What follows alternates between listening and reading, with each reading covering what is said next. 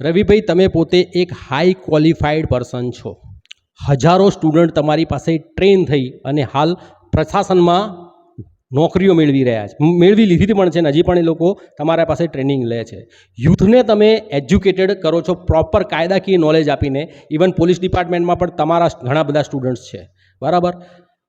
અને વર્ષોથી તમે પ્રજાનો અવાજ બનીને કોઈને કોઈ અન્યાય થતો હતો એની સામે બેફામ, કોઈની પણ પરવા કર્યા વિના, એવી સાહસિક વૃત્તિ છે કે તમે કોઈ પણ સામે સ્પષ્ટ વક્તા, કોઈનો પણ ભય રાખ્યા વિના તમારું સ્ટેટમેન્ટ આપો છો. તમે પણ પોતે ગઈ નગરપાલિકાની ચૂંટણીમાં ઝંપલાવ્યું હતું.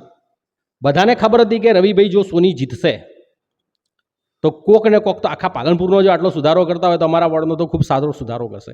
એમ છતાં પણ બીજા લોકોને વોટ આપ્યા અને તમારી અમુક વોટથી આ નગરપાલિકાની ચૂંટણીમાં જીત ના થઈ, એના પાછળના કારણો શું આપને લાગે છે? જુઓ, પહેલી વસ્તુ તો એ હતી કે મને એકલું ભાજપ હરાવવા ફરતું હતું સારું હતું. પાલનપુરની તમામે તમામ જેટલી ચોર લોબીઓ હતી એ બધા હરાવવા ફરતા હતા. જેને પણ ચોરીઓ કરીને પોતાના નકશા પાસ કરાવવા હતા એ પણ તે પૈસા ખર્ચતા હતા કે આ ના જીતવો જોઈએ, આ જીતશે તો અંદરની માહિતીની તરત પબ્લિક તરીકે માહિતી ઓછી મળે. એક નગરસેવક તરીકે અંદર જેમ બેઠો હોય તો આને બધી જ માહિતી મળી જશે. બીજું, મારા વિસ્તારનું નામ બદલીને બીજા એક વ્યક્તિ વિશેષના નામ પરથી રાખવામાં આવ્યું. કંથેરિયા હનુમાન રોડ નામ હતું અને નામ બદલીને લેખરાજ બચાણી માર્ગ કરવામાં આવ્યું. એ વખતે પણ મેં વિરોધ કરેલો કે ભગવાનનું નામ છે, ભગવાનનું રહેવા દો, કોઈ વ્યક્તિ વિશેષનું નામ ના હોવું જોઈએ. તો એ માટે પણ એ મુદ્દો પણ જે તે સમાજે પોતાના માથે લઈ કે અમારા સમાજનો વિરોધ છે. ખરેખર કોઈ સમાજનો વ્યક્તિનો વિરોધ હતો જ નહીં. વિરોધ હતો જ નહીં. વાત એ હતી કે કંથેરિયા હનુમાન કરતાં મોટું કોઈ વ્યક્તિ વિશેષ હોય જ ના શકે. તો ત્યાં આગળ કંથેરિયા હનુમાન રોડ હોવું જોઈએ. તો એ વસ્તુને પણ ત્યાં બનાવી અને એક આખા સમાજે પણ વિરોધ કર્યો. અને એ સિવાય પણ મુસ્લિમોના વિસ્તારમાં જઈ અને મને હિન્દુત્વવાદી બતાવવામાં આવ્યો. મારા જે સોશિયલ મીડિયાના વિડીયો હતા, ભારત માતા કી જય હોય કે વંદે માતરમ હોય કે જય શ્રી રામવાળા વિડીયો બતાવવામાં આવ્યા કે આ તો હિન્દુત્વવાદી છે એટલે મુસ્લિમો વોટ ના આપે. આ બાજુ હિન્દુઓના વિસ્તારમાં જઈને ક્યાં તો કોંગ્રેસમાં લડે છે એટલે વોટ ના અપાય. એમ કરીને બે બાજુ. બીજું, મેં કોઈને એક રૂપિયો આપ્યો નહીં. લોકો આવ્યા કે ભાઈ દારૂ પીવો હોય તો બીજે જેમ પીવો, ભાઈ મને વોટ ના આપતા. તો મેં દારૂ માટે એક રૂપિયો આપ્યો નહીં. મેં ક્યાંય પણ એક રૂપિયો એવો આપ્યો નથી કે મને વોટ આપજો. હા, તમારે ચા પાણી પીવી હોય તો ચા પાણી તમે પી શકો છો, કેમ કે કોઈ વ્યક્તિ આપણા માટે દોડતો હોય અને ચા પાણી નાસ્તો કરાવો એ આપણી ફરજમાં આવે. એ સિવાય મેં ક્યાંય કંઈ કોઈને હાથ જોડ્યા નથી કે મને વોટ આપજો. મેં એવી વિનંતી કરી હતી કે તમે મને વોટ આપશો, હું તમને કામ આપીશ.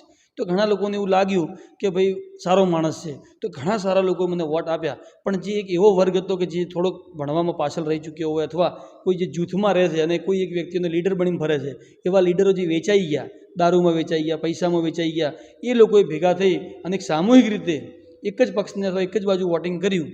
એના લીધે મને નુકસાન થયું. પણ આજે એ જ લોકોમાંથી કેટલાય લોકો આવે છે કે અમારું આ કામ થતું નથી, અમારું આ કામ થતું નથી. એ વખતે હું એમને કામ કરવા માટે પ્રયત્નશીલ રહું છું. પણ એક બાજુ દુઃખ બી થાય છે કે સાલું એમના માટે આપણે મતતા હતા. મારે તો એક રૂપિયો જોઈતો નથી. નગરસેવકનો પગાર 0 હોય છે.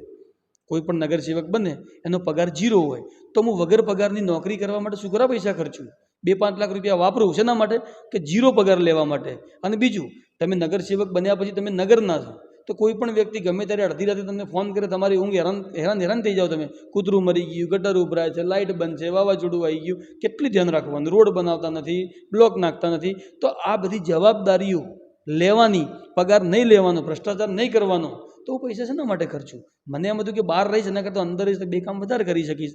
પણ જેવું નસીબમાં હોય. બની છે કે અટલ બિહારી વાજપેયી પણ હાર્યા હતા અને ઘણા બધા એવા નેતાઓ છે કે જે પહેલી વારમાં હાર્યા હોય. હાર એ એન્ડ નથી, હાર એ શરૂઆત છે. જોઈએ હજી આગળ શું થાય છે. પ્રજાની જે ઈચ્છા છે થશે. બાકી ઇલેક્શન લડવું એ મારો ફાઇનલ ઇન્ટેન્શન છે જ નહીં, ક્યારે રહ્યો નથી. અને આગળ પણ લડું કે ના એ લડું મને શું ફરક પડે છે? લડીશ તો પ્રજાને ફાયદો થશે, નહીં લડું તો પ્રજાને નુકસાન થશે. મને કોઈ ફાયદો નુકસાન છે નહીં. મારો મસ્ત બિઝનેસ ચાલે છે. છોકરાઓ સાથે રોજ સારામાં સારા વિષયો પર ભણાવું છું. બીજા સાહેબો કરતાં પણ વધારે હું ભણાવું છું એટલે મને મજા આવે છે. ઇતિહાસ, ભૂગોળ, બંધારણ, કોમ્પ્યુટર, એટલા બધા વિષયો છે. બધામાં નોલેજ વધે છે. અને જ્યારે આ જીવતી લાશો પાલનપુરમાં ફરતી દેખું તો હસવું આવે છે કે આને કંઈ ખબર જ નથી કે શું કરવું. તો લડાઈની આશાઓ રાખવી થોડી માઠી લાગશે.